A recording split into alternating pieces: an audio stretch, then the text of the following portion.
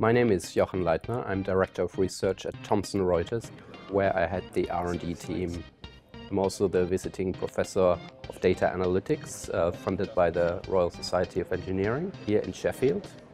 And as part of that, I produce guest lectures, contribute to the teaching activities in the area of applied machine learning, natural language processing, and information retrieval.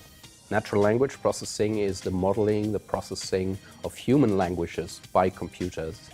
Information retrieval means finding information, building search engines like the Googles, the Bings of this world. And applied machine learning means taking concepts from applied statistics and using them to classify, to cluster, to group information together, to make information more findable. For example, if you have satellite images of car parks in front of supermarkets, this has actually been used to forecast how confident consumers are in terms of their spending behavior. As you can imagine, if the parking lot of the supermarket is very busy, which we can detect based on satellite images quite easily now, then we can actually forecast whether people are likely to spend more than in the previous month. For me personally, I just get inspired by seeing passionate students who want to learn. As a visitor, I have perhaps a bit more freedom to experiment. For example, I've created something called the Project Clinic, where students can book a half-an-hour slot with me and they can basically talk about their project. Some students use that slot to get career advice, how to land an industry job and so on. It's basically they can use the time as they see fit.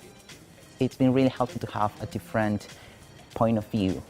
The fact that he comes from industry gives you a different perspective on some stuff. I really think to have that input from people outside, it enriches your knowledge, it enriches the way you approach things as well. So yeah, as an undergraduate student, I found it especially important.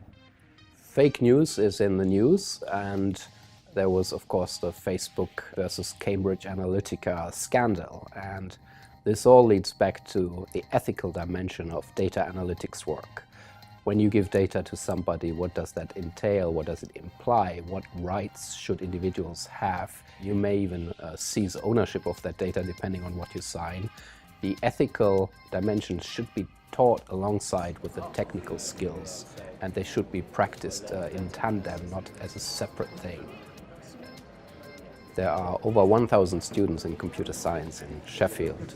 It's really a powerhouse in that space, and I'm honored and very grateful that I can do the visiting professorship here.